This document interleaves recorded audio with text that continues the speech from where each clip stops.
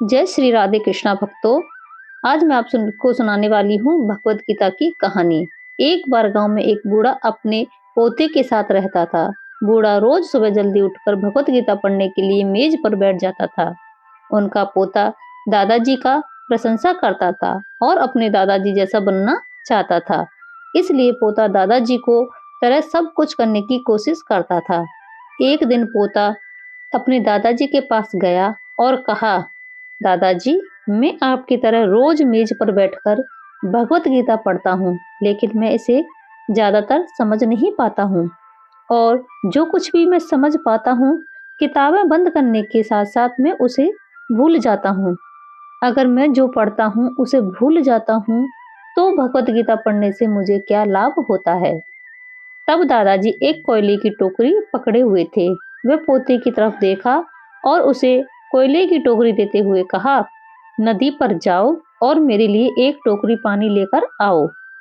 दादाजी ने जैसा कहा, लड़के ने वैसा ही किया। लेकिन जैसे ही वह घर पहुंचता, टोकरी का सारा पानी निकल जाता। दादाजी ने मुस्कुराते हुए कहा, वापस पानी लेने के लिए नदी में जाओ और फिर से कोशिश करो, लेकिन इस बार थोड़ा तेज चलने की कोशिश करना। लड़का मान गया और इस बार नदी से पानी लेकर जल्दी घर पहुंचने के लिए तेज भागा। लेकिन इस बार भी घर आने के बाद दादाजी ने देखा तो टोकरी खाली थी।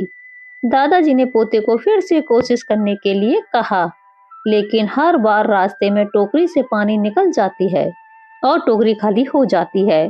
लड़का थक गया और अपने दादाजी को कहा, दूर नदी से टोकरी में पानी लाना असंभव है। मैं आपके लिए पानी से भरी बाल्टी ले सकता हूँ।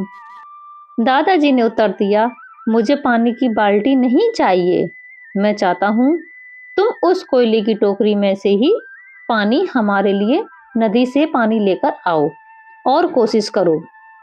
लड़का जानता था कि यह असंभव है, लेकिन अपने दादाजी की बात मानी और फिर से कोशिश की।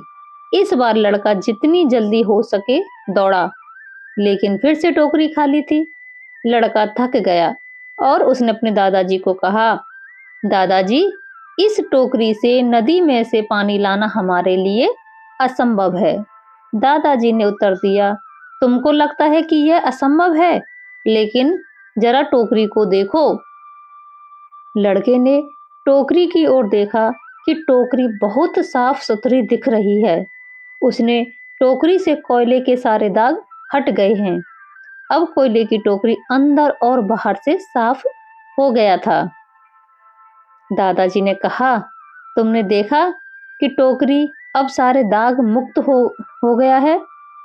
अब जब आप भगवत गीता पढ़ते हैं तो ऐसा ही होता है।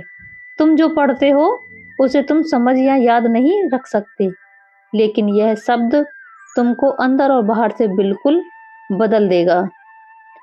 आशा करती हूँ दोस्तों आपको यह कहानी पसंद आई होगी। कहानी सुनने और देखने के लिए आप सभी का बहुत बहुत धन्यवाद।